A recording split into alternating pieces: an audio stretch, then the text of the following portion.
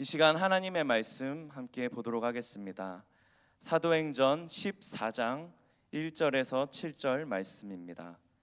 사도행전 14장 1절에서 7절 말씀입니다.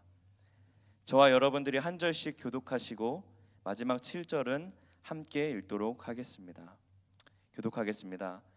이에 이고니온에서 두 사도가 함께 유대인의 회당에 들어가 말하니 유대와 헬라의 허다한 무리가 믿더라.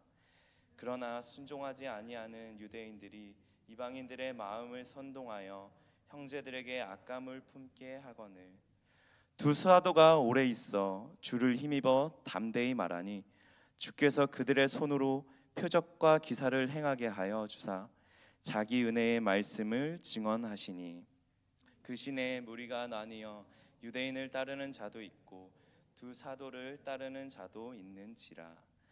이방인과 유대인과 그 관리들이 두 사도를 모욕하며 돌로 치려고 달려드니 그들이 알고 도망하여 루가오니아의 두 성 루스드로와 더베와 그 근방으로 가서 함께 읽겠습니다. 거기서 복음을 전하니라. 아멘. 네, 오늘은 주 너를 지키시리라는 제목으로 함께 말씀을 나누려 합니다. 오늘은 네팔 단기 선교팀이 선교지로 향하는 날입니다. 현재 네팔은 혼란스러운 상황과 자연재해로 인해 국민들이 많이 지쳐 있는 상황입니다. 사람의 눈으로 보기에는 혼란의 상황과 자연재해로 선교팀에게 어려움이 따르면 어떡하지라는 우리의 사람의 마음과 생각이 들 수 있지만 지금이 네팔 땅에 복음이 전할 수 있는 가장 좋은 때임을 우리는 믿음으로 고백해야 합니다. 네팔 땅으로 복음을 들고 나아가는 8명의 선교 대원들과 김남웅, 한비, 하준 선교사님 과정과 현지 사역자들을 위해 계속해서 기도하시는 베델교회 성도 여러분 되시길 소망합니다.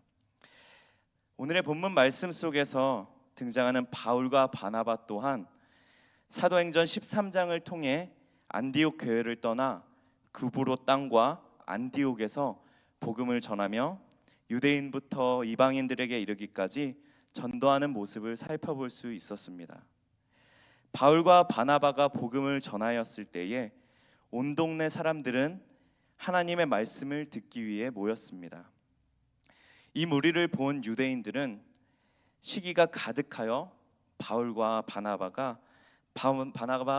바나바를 박해하였고 결국 이들은 그 지역에서 내쫓김을 당하여 오늘 본문 말씀 속에서 언급된 이고니온이란 땅으로 떠나오게 되었습니다.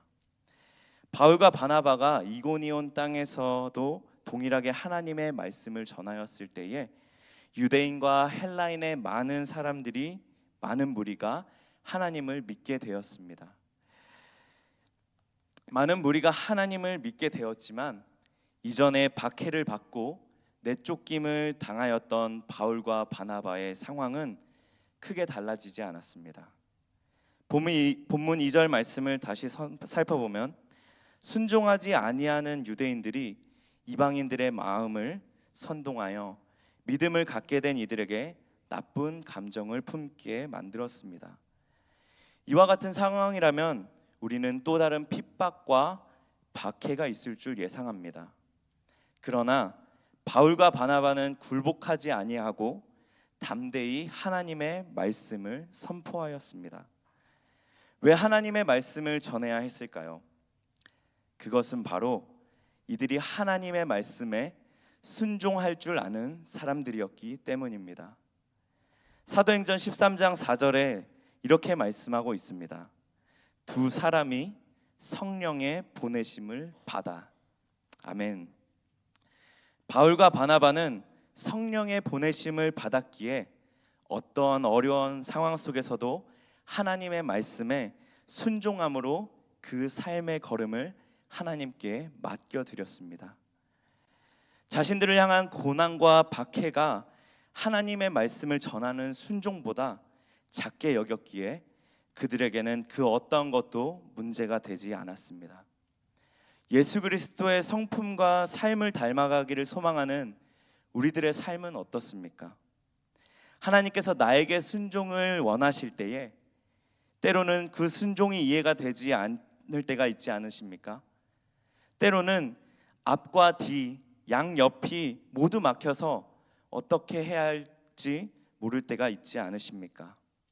사랑하는 성도 여러분, 내가 아무것도 할 수조차 없는 그때가 바로 하나님의 때임을 기억하시기 바랍니다. 고난의 길에서도 순종하였을 때에 하나님께서는 여러분의 생명나무에 열매를 맺게 하실 줄 믿습니다.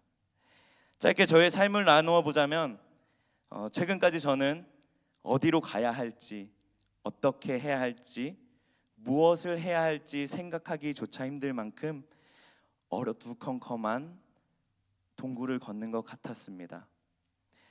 준비했던 모든 것들은 실패하였고 꿈꾸는 것조차 사치처럼 느껴질 만큼 인생의 바닥을 치는 시간이었습니다.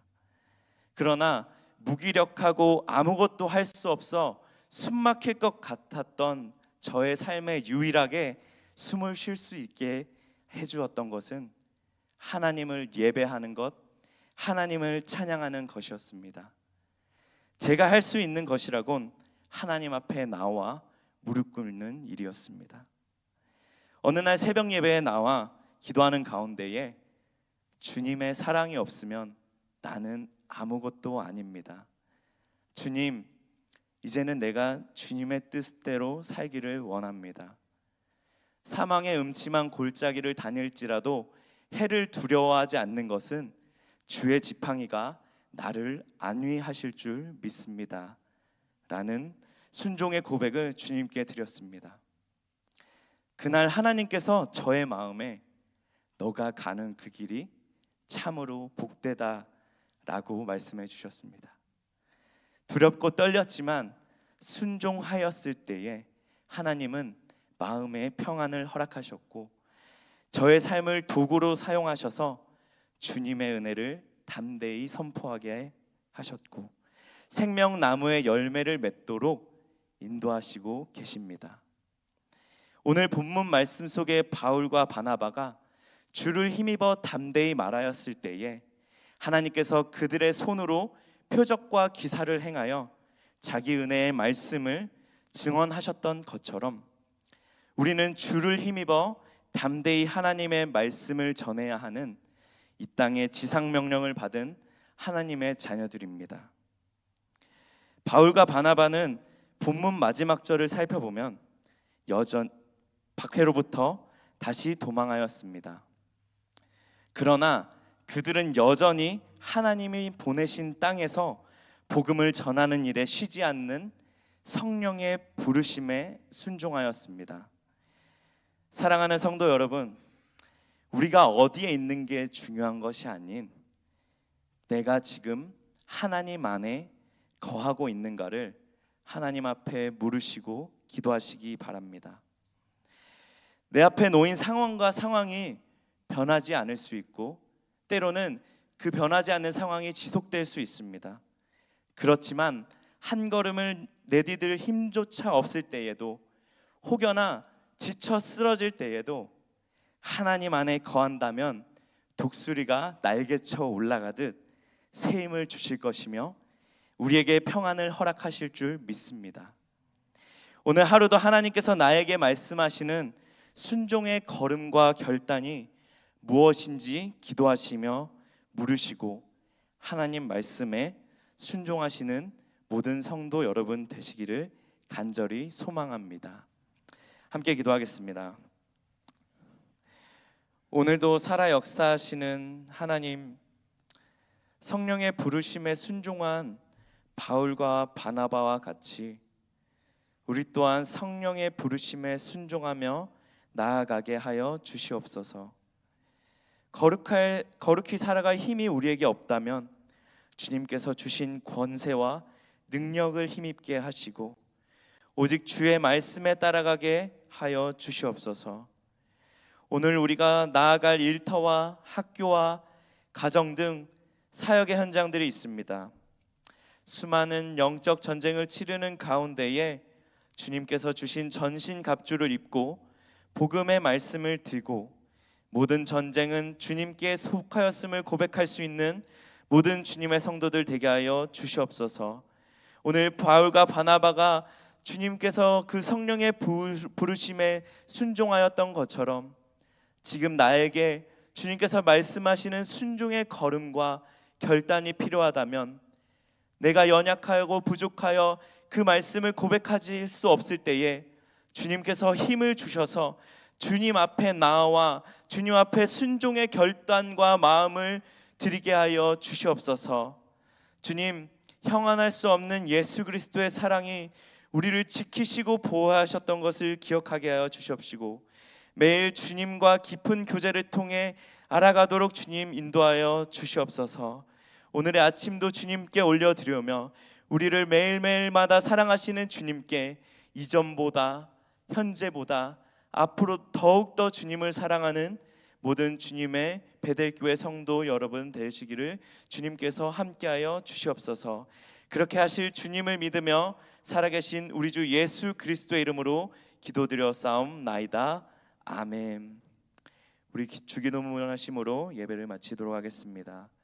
하늘에 계신 우리 아버지여, 이름이 거룩히 여김을 받으시오며 나라의 임하옵시며 뜻이 하늘에서 이루어진 것 같이 땅에서도 이루어지이다.